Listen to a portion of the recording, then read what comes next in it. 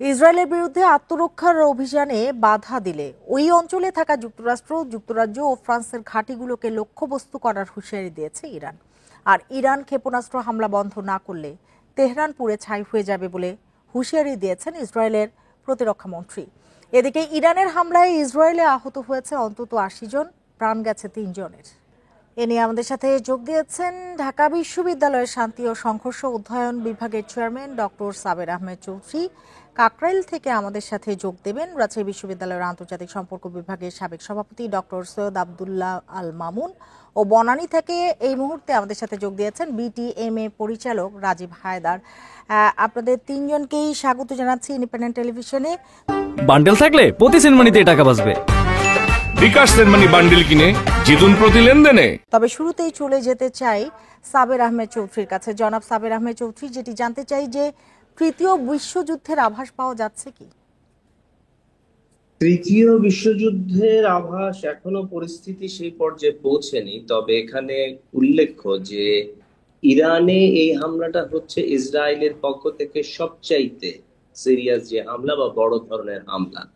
এখানে ইরানের যে নিউক্লিয়ার এস্টাবলিশমেন্ট গুলো রয়েছে সেগুলোর প্রায় অনেকগুলোতে আঘাত হানা হয়েছে। গুরুত্বপূর্ণ মিলিটারি বেস যেগুলো রয়েছে সেগুলোতে আঘাত হানা হয়েছে এবং গুরুত্বপূর্ণভাবে বেশ কয়েকজন নিউক্লিয়ার সায়েন্টিস্ট এবং যারা কমান্ডার ছিলেন তাদের উপর এই আক্রমণটা হয়েছে। মূলত এই হামলার কিছুক্ষণ পরেই ইসরায়েল বলেছে যে তারা ইরানকে তাদের যে নিউক্লিয়ার ক্ষেপণাস্ত্রের যেই কর্মযজ্ঞ রয়েছে বা যেখানে তাদের যে পরীক্ষা নিরীক্ষা রয়েছে সেটা থেকে বিরত রাখার জন্যই এই আক্রমণ করেছে। ঘটনার ভয়াবহতা যদি আমরা দেখি যে সেখানে চারজন টপ জেনারেলের মতো বলা হচ্ছে যে তারা সেখানে নিহত হয়েছেন। এবং আমির সাইদ এরবানি, যিনি ইরানিয়ান ইউএন অ্যাম্বাসেডর, তিনি বলছেন যে প্রায় ৭৮ জনের মতো ইরানিয়ান লোকজন, বিভিন্ন ধরনের কমান্ডার, নিউক্লিয়ার সায়েন্টিস্ট সহ গুরুত্বপূর্ণ মিলিটারি পার্সোনেল, এছাড়া প্রায় ৩২৯ জন আহত হয়েছেন।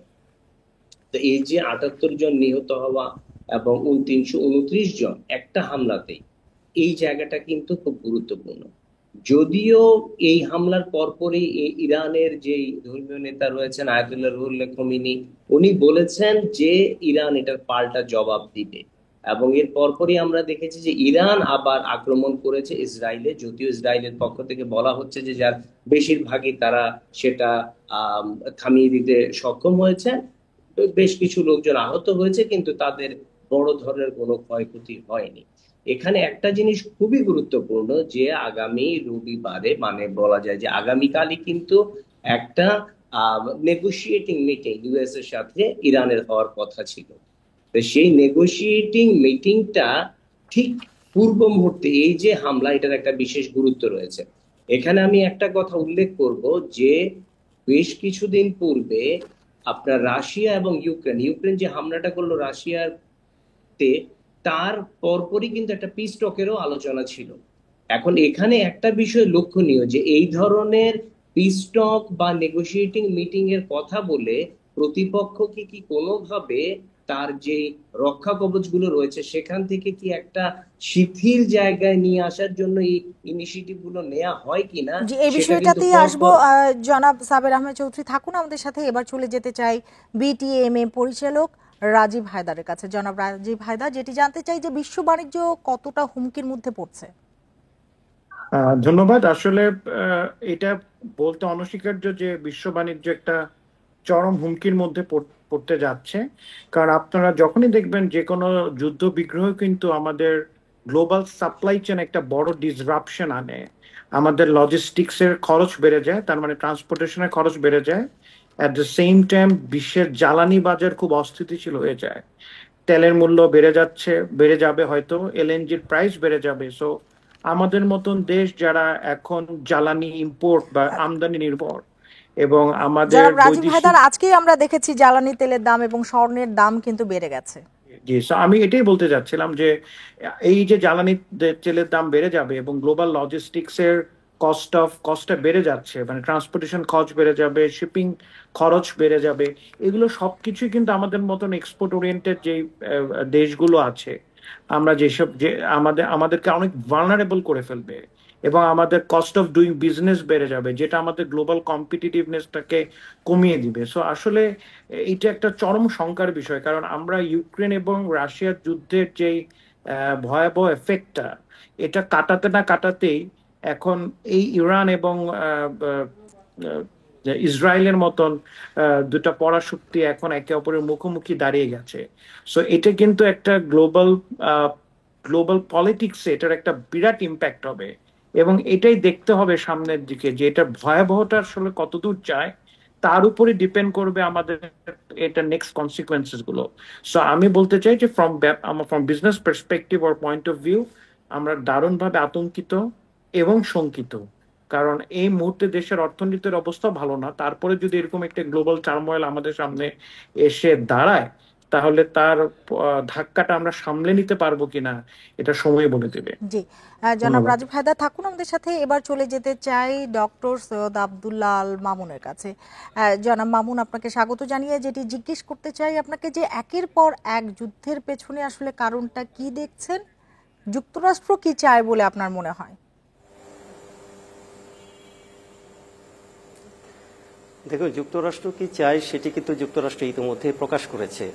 প্রথমত তারা এই মধ্যপ্রাচ্যে ইরানে রিজাইন চেঞ্জ চায়।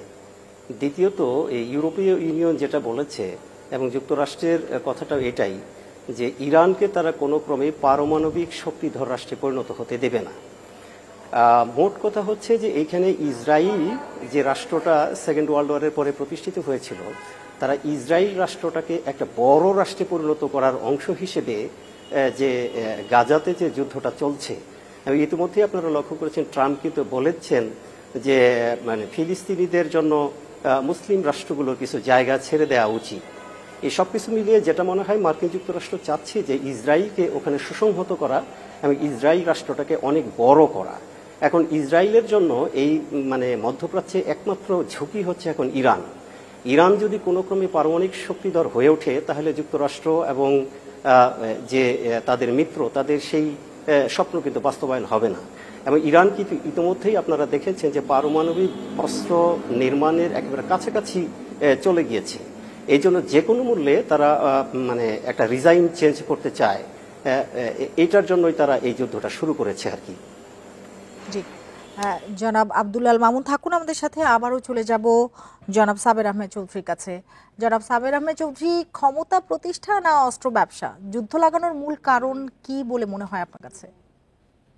অস্ত্র ব্যবসা সবসময় খুবই গুরুত্বপূর্ণ, সেই জায়গাটা তো রয়েছে, কিন্তু এখানে আসলে ট্রাম্প প্রশাসনের এই যে দায়িত্ব নিয়েছেন, তারপরেই কিন্তু আমরা দেখেছি যে অনেকগুলো অ্যাগ্রেসিভ পলিসি ট্রাম্প প্রশাসন নিয়েছে। সেখানে একটা খুব গুরুত্বপূর্ণ জায়গা হচ্ছে ইরান অনেক পুরনো শত্রু ইউএসএ, এবং ট্রাম্প চাচ্ছে যে তার অ্যাগ্রেসিভ যে নীতি রয়েছে সেই জায়গায় ইরানকে কিভাবে সম্পূর্ণভাবে পর্যদস্ত রাখা যায়। ইরানকে যদি একটা দুর্বল অবস্থায় রাখা যায়, তাহলে মধ্যপ্রাচ্যে ইউএসএ যে কন্ট্রোলটা তা অনেক বেশি ভাবে তাদের প্রাধান্য বিস্তার করাটা সম্ভব।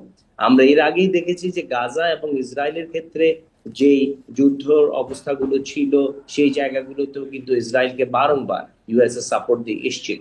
এখন ইরানে যে এত বড় ধরনের একটা হামলা, এই হামলার ক্ষেত্রে কিন্তু তাদের আমরা মূল অ্যাটাকটাই দেখেছি নিউক্লিয়ার যে স্থাপনাগুলো রয়েছে সেটার প্রতি। তো এখানে খুব এটা পরিষ্কার যে মূলত ইরানকে যদি নিউক্লিয়ার তাদের যে সক্ষমতা রয়েছে সেখানে একটা দুর্বল জায়গায় নিয়ে যাওয়া যায়, তাহলে মধ্যপ্রাচ্যে ইউএস এর কন্ট্রোলটা রাখা অনেক বেশি সহজ হবে, এবং সেটাকে টার্গেট করেই কিন্তু তারা এগুচ্ছে। এবং এই যে যেই একটা সানডেতে যেই মিটিংটা হওয়ার কথা ছিল নেগোশিয়েটিং, এই স্ট্র্যাটেজিগত ভাবে আমরা দেখছি যে পিস টক বা নেগোশিয়েটিং মিটিং গুলো আয়োজন করার খুব কিছুটা পূর্বেই কিন্তু এই ধরনের হামলাগুলো হচ্ছে।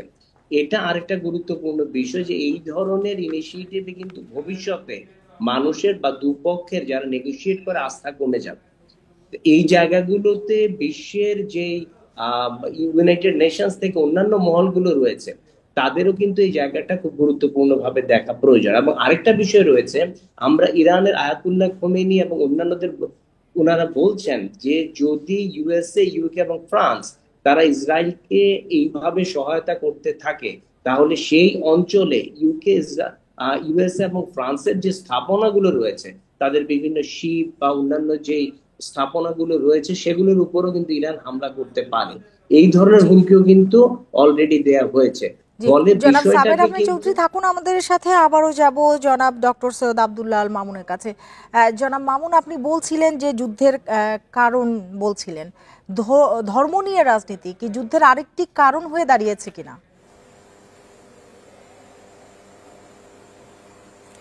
অবশ্যই আপনারা জানেন যে ইতিমধ্যেই পাশ্চাত্যের যে বিশ্লেষকরা রয়েছেন তারা কিন্তু বলেছেন যে আমাদের বর্তমান যে বিশ্ব যে পরিস্থিতিতে রয়েছে, পরবর্তীতে বিশ্ব ব্যবস্থার মধ্যে যে দ্বন্দ্বটা হবে তার মূল কারণ হচ্ছে সিভিলাইজেশনাল ক্ল্যাশ।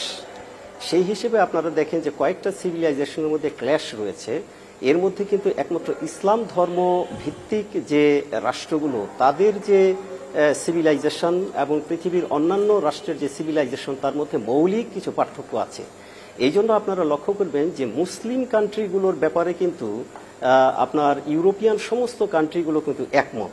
তো এই ক্ষেত্রে আপনি দেখেন যে মুসলিম কান্ট্রিগুলোকে নেতৃত্ব দেওয়ার মতো এই মুহূর্তে একমাত্র ইরানই মানে সম্ভাবনা রয়েছে। কারণ আপনারা জানেন যে 80-র দশকে কিন্তু ইরানে একটা ইসলামিক বিপ্লব হয়েছে।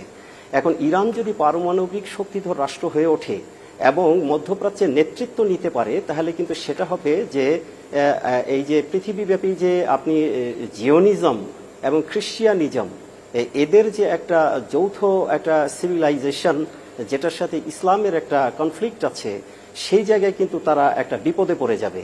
এই জন্য তারা মনে করছে যে এই ইরানকে যে কোনোভাবেই যদি ধ্বংস করা যায়, তাহলে মধ্যপ্রাচ্যে প্যান ইসলামিজমের যে নেতৃত্ব সেটাকে ধ্বংস করে দেয়া যাবে। ফলে তাদের এই ইসলামিক সিভিলাইজেশনের উপরে জিওনিজম এবং খ্রিস্টিয়ানিজম সিভিলাইজেশনের আধিপত্য করাটা সহজ হবে। এই কনফ্লিক্টটা কিন্তু আজকে না, এটা মধ্যযুগ থেকেই শুরু হয়েছে এবং এখন পর্যন্ত সেটারই প্রলম্বিত রূপ আমরা এই আধুনিক যুগে এসে দেখতে পাচ্ছি। যে ইরানকে আক্রমণের পিছনে অবশ্যই আমরা অর্থনৈতিক, রাজনৈতিক, সামরিক যে কথাই বলি না কেন, এর পেছনে এই যে ধর্মীয় বিষয়টা এটা অবশ্যই রয়েছে এবং এটা জি জনাব মামুন থাকুন আমাদের সাথে, আবারও চলে যেতে চাই জনাব রাজীবের কাছে। জনাব রাজীব হায়দার, আপনি বলছিলেন যে এই যুদ্ধের ভয়াবহতা কতদূর যায় সেটাই আসলে দেখার বিষয়। জানতে চাই যে মধ্যপ্রাচ্যের সঙ্গে বাংলাদেশের ব্যবসা কতটা ক্ষতিগ্রস্ত হতে পারে? মধ্যপ্রাচ্যের সাথে বাংলাদেশের যে ব্যবসার ভলিউমটা যদি দেখেন, তাহলে এখানে কিন্তু আমাদের ইম্পোর্টের একটা বড় অংশ জ্বালানি, যেটা ক্রুড অয়েল এবং এলএনজি, আমরা কিন্তু ইম্পোর্ট করি কাতার থেকে, সৌদি আরব থেকে, সো এবং অন্যান্য কিছু দেশ থেকে। সো আমি আপনাকে প্রথমেই বলেছিলাম যে যখনই যুদ্ধ লাগে তখনই দাম বেড়ে যায় এবং সাপ্লাই চেনে ডিসরাপশন হয়। সো ডেফিনেটলি এখানে একটা বড় ইম্প্যাক্ট পড়বে।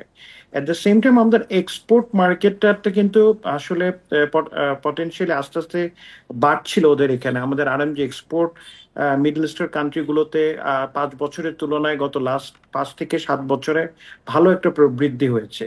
সো যখনই যুদ্ধ হবে তখনই কিন্তু এটার উপর একটা ইম্প্যাক্ট আসবে। ওই যে আমি বারবার বলছিলাম যে আমাদের কস্ট অফ প্রোডাকশন বেড়ে গেলে আমরা গ্লোবাল কম্পিটিটিভনেসটা পাবো না।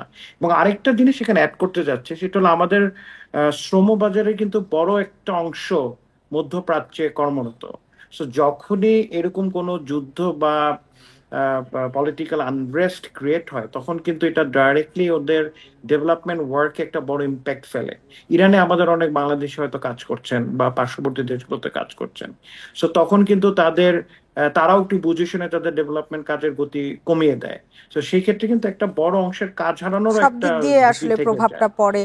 জনাব রাজীব থাকুন আমাদের সাথে, এবার আবারও চলে যেতে চাই জনাব সাবের আহমেদের কাছে। জনাব সাবের আহমেদ, বিশ্বের শান্তির দূতেরা কি কখনো কখনো ঘুমিয়ে থাকেন? আসলে এটা খুব লম্বা আলোচনা। শান্তির দূত যারা, তারা আবার শান্তি বিনষ্টের কাজে অনেক ক্ষেত্রে যেহেতু নিয়োজিত থাকে, ফলে এই জায়গাগুলোতে আমরা যেই ধরনের ভূমিকা তাদের দেখা দরকার আন্তর্জাতিক রাজনৈতিক অঙ্গনে, সেই ভূমিকাটা দেখি না। তারা নিজেদের স্বার্থ সংশ্লিষ্ট জায়গাগুলোতে এক ধরনের রোল প্লে করেন, আবার যখন সেটা বিশেষ করে তৃতীয় বিশ্বের গণতন্ত্র বা মানবাধিকার সংশ্লিষ্ট জিনিসগুলো হয়, সেখানে তাদের ভূমিকা থাকে আরেক রকম বা বক্তব্য থাকে আরেক রকম। এখন এখানে বিষয়টা হচ্ছে যে সার্বিক যেই পরিস্থিতি, এখানে মধ্যপ্রাচ্যের উপর আমি যেটা আগেও বলছিলাম, এই ইউএস এর যে করায়ত্ত, কারণ গ্লোবাল পাওয়ারে চায়না অনেক জায়গায় এগিয়ে এসছে। এখন ইউএসএ তাদের যে করায়ত্তটা ছিল মিডল ইস্টের উপর, কারণ আমরা জানি যে মিডল ইস্টের অন্যান্য দেশগুলোকে কিন্তু অলরেডি তারা একটা যেটা বলবো যে নিউট্রালাইজড জায়গায় বা একটা স্থিতির জায়গায় কিন্তু ইউএসএ রেখেছে। তাদের সেই জায়গায় গণতন্ত্রের চর্চাও যেমন নেই, রাজতান্ত্রিক প্র্যাকটিসও রয়েছে, আবার তাদের তাদের যে সুবিধাগুলো সেগুলো মার্কিন যুক্তরাষ্ট্র নিয়ে থাকে। কিন্তু সেখানে ইরানই হচ্ছে তার জন্য একটা বড় ধরনের সমস্যা। এবং ইরানের এই যে ভূমিকা, সেটা দেখে যদি অন্যান্য দেশের কোনোটা আবার একই পথ বেছে নেয়, সেটা তাদের জন্য একটা হুমকি স্বরূপ। আবার দেশগুলো তাদের অন্যান্য যে অবস্থায় থাকুক না কেন, তারা অর্থনৈতিক সক্ষমতা কিন্তু অনেক এগিয়ে, যার ফলশ্রুতিতে তাকে এখানে সবসময় এই ধরনের একটা সিচুয়েশন বা এই ধরনের একটা যুদ্ধরত অবস্থা আমরা সবসময় দেখে থাকি। তো এখন এই অ্যাটাকটায় আমাদের মনে হচ্ছে যে এখানে আমরা আরেকটা বিষয় দেখব, যে গাজাতে হামাস রয়েছে, লেবাননে হিজবুল্লাহ রয়েছে। অলরেডি ওই জায়গায় যদি তারাও আবার এখানে ইনক্লুডেড হয়ে জি, যাওয়ার খুব ভালো জনাব সাবের সম্ভাবনা আহমেদ চৌধুরী রয়েছে। থাকুন আমাদের সাথে। আবারও চলে যেতে চাই জনাব রাজীব হায়দারের কাছে। জনাব রাজীব হায়দার, আপনি অনেক ধরনের ইম্প্যাক্টের কথা বলছিলেন যুদ্ধের কারণে। যদি যুদ্ধ দীর্ঘ হয় সেক্ষেত্রে অর্থনীতিতে কি ধরনের প্রভাব পড়বে সংক্ষেপে যদি বলতেন। বাংলাদেশের অর্থনীতির কথা বলছি।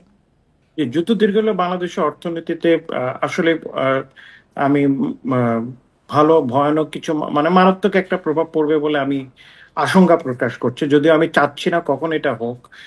আমি কিছুক্ষণ আগে বললাম যে আমাদের অবশ্যই দেখেন, আমাদের কিন্তু অলরেডি প্রবৃদ্ধি গতি স্লথ, আমাদের আনএমপ্লয়মেন্ট সংখ্যা নতুন করে অনেক বেড়ে গেছে, প্রায় 27 লাখের উপরে বলা হচ্ছে।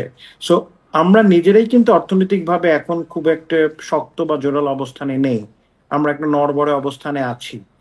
সেই ক্ষেত্রে এখন যদি আবার নতুন করে যুদ্ধ শুরু হয়, তাহলে আমাদের যে জ্বালানির খরচ যদি বেড়ে যায়, আমাদের দেশে যদি এটা ডাইরেক্টলি যদি আমাদের রেমিটেন্স আহরণ ইম্প্যাক্ট করে, আমাদের ফরেন শ্রমিক যারা আছে বাইরে, তো ওভারঅল মাইক্রো ইকোনমিক্স বা ম্যাক্রো ইকোনমিক্স এর ভিউ পয়েন্ট থেকে এটা কিন্তু দেশের অর্থনীতিতে ডাইরেক্টলি আমাদের প্রভাব পড়বে। আমাদের ব্যালেন্স অফ পেমেন্টে গিয়ে সমস্যা হবে, আমাদের রেমিটেন্স আর্নিং এ গিয়ে প্রবলেম হবে, আমাদের জ্বালানি তেলের ইম্পোর্ট খরচ যদি বেড়ে যায়, তাহলে মূল্যস্ফীতিতে এটা ডাইরেক্ট আঘাত আনবে, আমাদের এগ্রিকালচার প্রোডাকশনের কস্টে গিয়ে এটা আঘাত আনবে। সো ওভারঅল কিন্তু ইম্প্যাক্টটা আমাদের দেশের জন্য আমি আমি খুব সুদূর প্রসারী এবং ভয়াবহ বলে চিন্তা করছি। যদিও আমি এখন আশাবাদী যে যুদ্ধটা হয়তো অতটা ভয়ানক দীর্ঘস্থায়ী পর্যায়ে যাবে বুঝতে না। পেরেছি। জনাব রাজীব হায়দার থাকুন আমাদের সাথে। আবারও শেষবারের মতো একটু যেতে চাই ডক্টর সৈয়দ আব্দুল্লাহ আল মামুনের কাছে। জনাব মামুন, পরাশক্তিগুলো শান্তি প্রতিষ্ঠায় কোনো ভূমিকা রাখছে কি?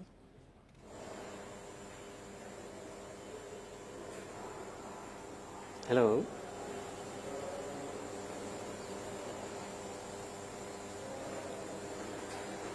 সম্ভবত আবার আমাদের অতিথি ডিসকানেক্ট হয়ে আমাদেরকে গেছে। শুনতে পাচ্ছেন না।